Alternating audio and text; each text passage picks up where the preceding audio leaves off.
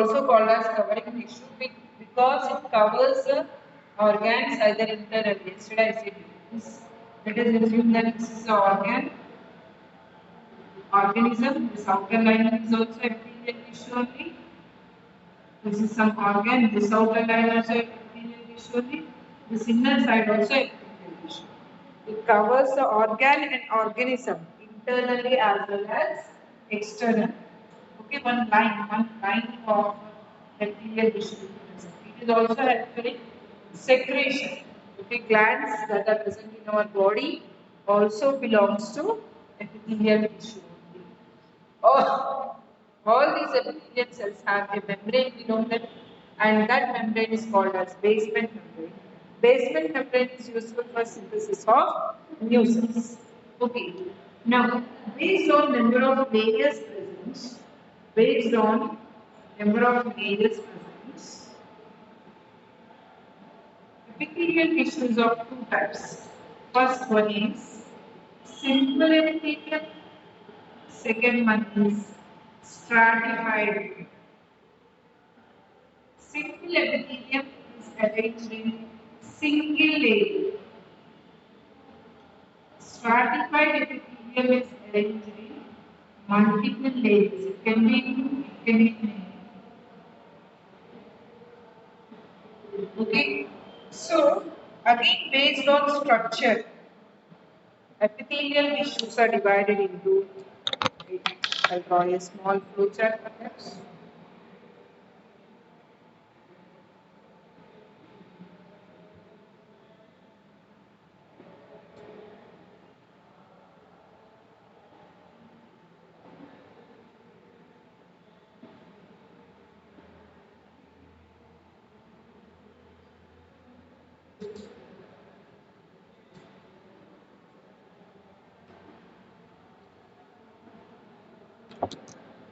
So, if single layer is present, it is called as simple epithelium. If more than one layers are present, it is called as simple epithelium if only one layer is present. Stratified epithelium if it has more than one layers. Okay. Simple epithelium, if it is arranged in thin layers, then it is called as squamous epithelium. They have length more and thickness of cells is very less. Thickness of cells is very less.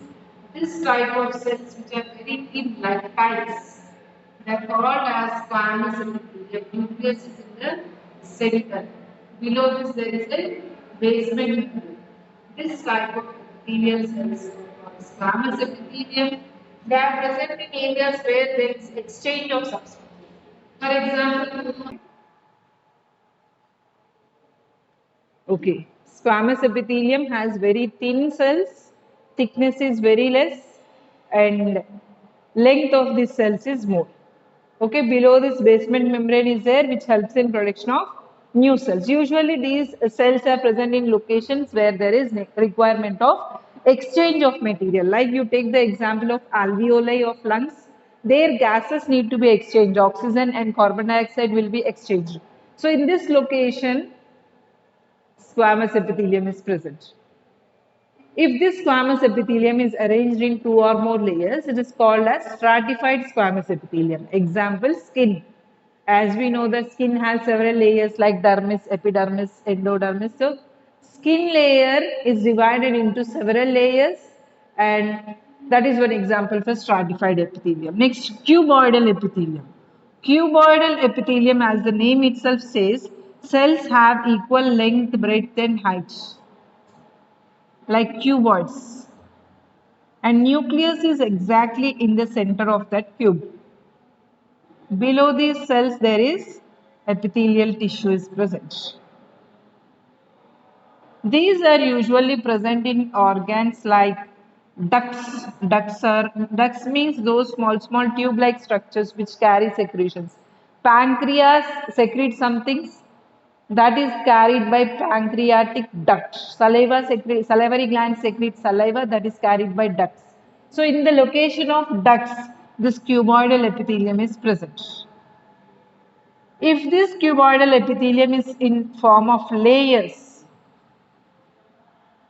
instead of being present in a single layer, if it is present in multiple layers like this,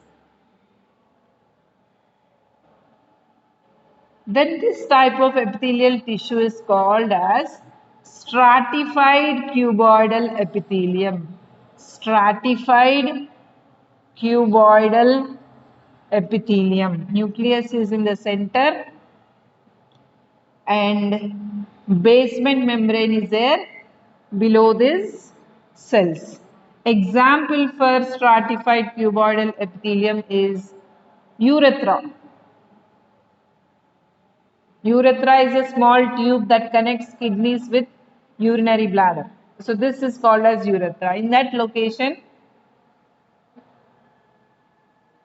you can see that cuboidal epithelium is present. Stratified cuboidal epithelium is present.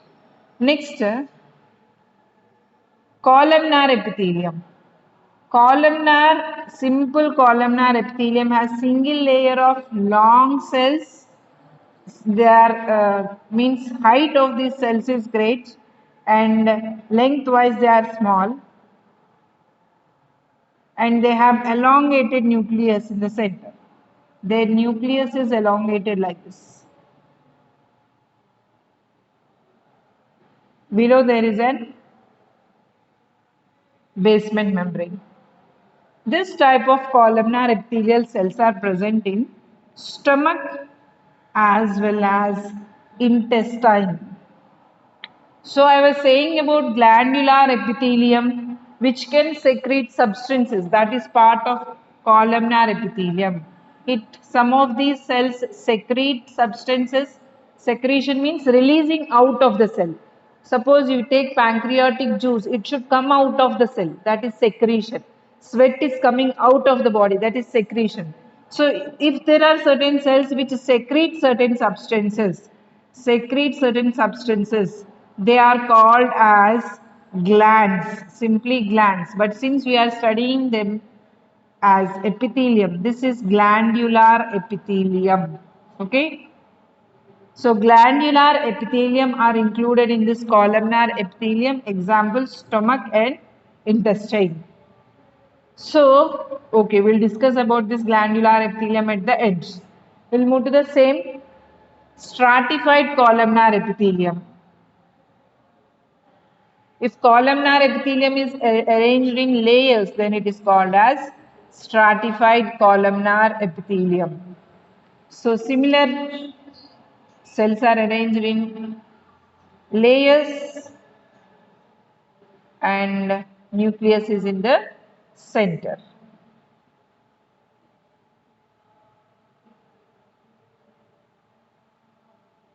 Next one is ciliated epithelium. Ciliated epithelium. Ciliated epithelium have hair-like structures. Cilia are small hair-like structure. Whether they are cuboidal in shape or columnar in shape.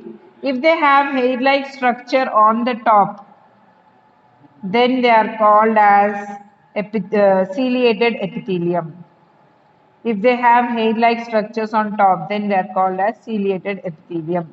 These are present in locations where there is passage of substances, like you take the example of fallopian tubule. Fallopian tubule is a place where ovum should pass. Bronchioles is a location where air should pass. Cilia helps in movement. Cilia will move like this and help in movement of this air passage or passage of ovum in the fallopian tubule. Okay. If you take a stratified epithelium, if they have cilia, they are called as ciliated stratified epithelium. Ciliated stratified epithelium. This ciliated stratified epithelium is present only in columnar shape. It's not in cuboidal shape. Only the top cells have the cilia. Only the top cells have cilia, while the lower cells do not have any cilia. Okay. So these are also present in the locations where passages are there, like some locations of urethra have ciliated stratified epithelium. Okay, that is about structure. See how many structures we have: squamous, cuboidal, columnar, ciliated. That's all. Whether it is layered or not layered, only two things will be there in this. If it is having one layer, simple. If it is having many layers, stratified. Okay, squamous means thin cells, cuboidal, cube-shaped cells, columnar, long. That means height-wise they are long. Ciliated epithelium have blade-like structures. That's all. Right? Here, there is one more type of epithelium called as pseudostratified. Pseudostratified epithelium.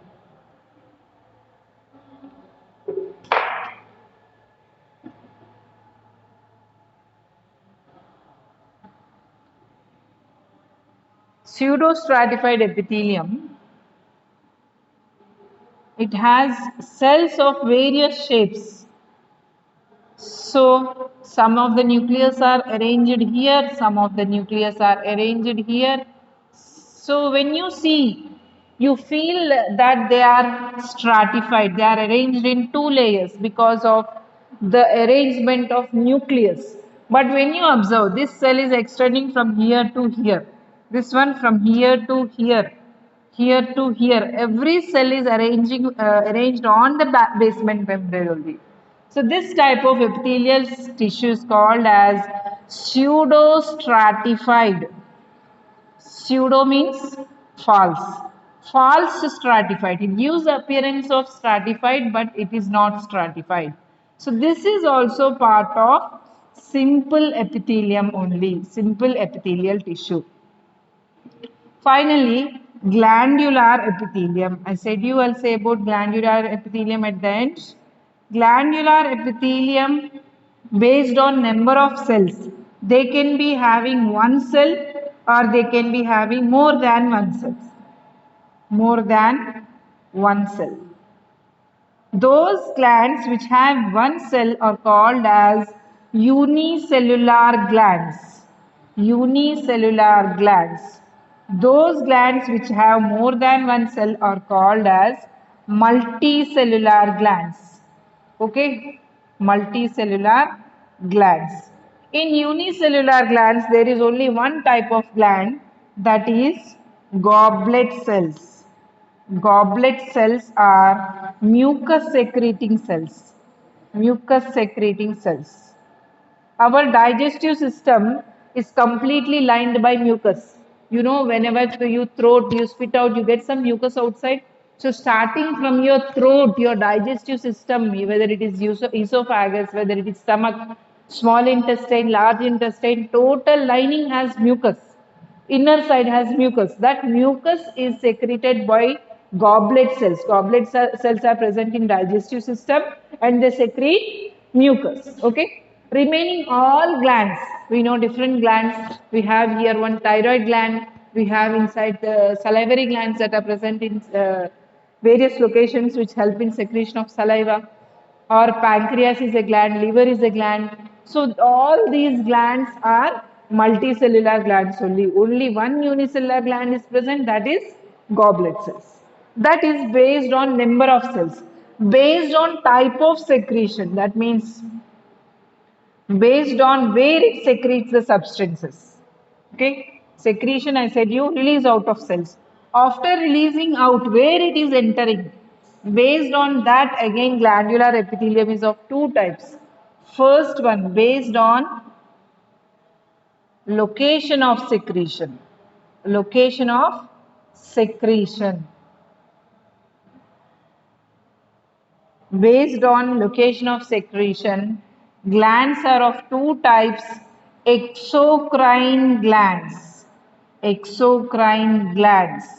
and endocrine glands.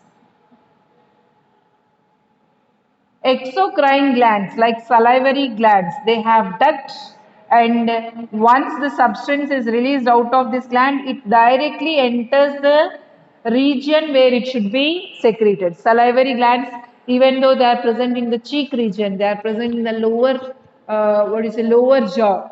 The secretion directly enters mouth, no other location.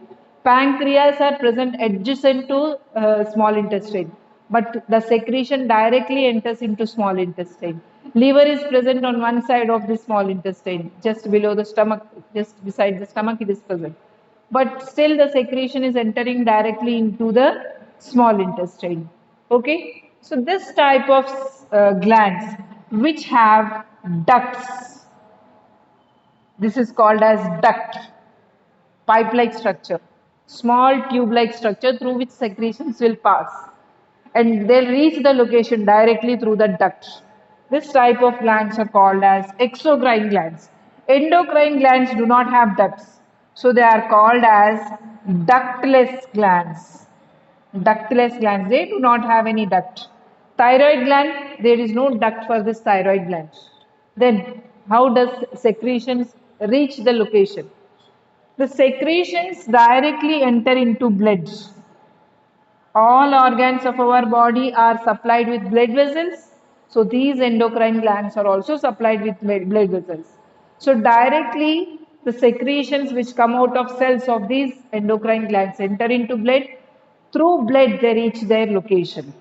Where it should reach, that location is reached through blood. So this type of glands are called as endocrine glands. Okay, that is about glandular epithelium. Stratified epithelium has no glandular epithelium because because of the thickness, because of presence of multiple layers, thickness is more. So glandular epithelium is either very few or absent in case of stratified epithelium.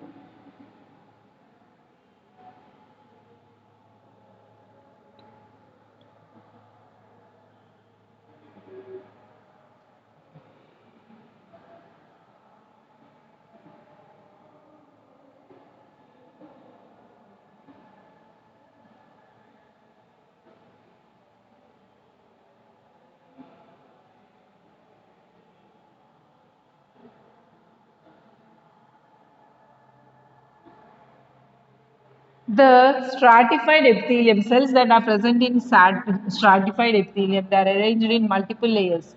When they are arranged in multiple layers, these cells are connected to adjacent cells by cell junctions. Cell junctions. Okay, there are three types of cell junctions. One is gap junctions. Second one is tight junctions, or third one is adhering junctions. Adhering junctions. Okay.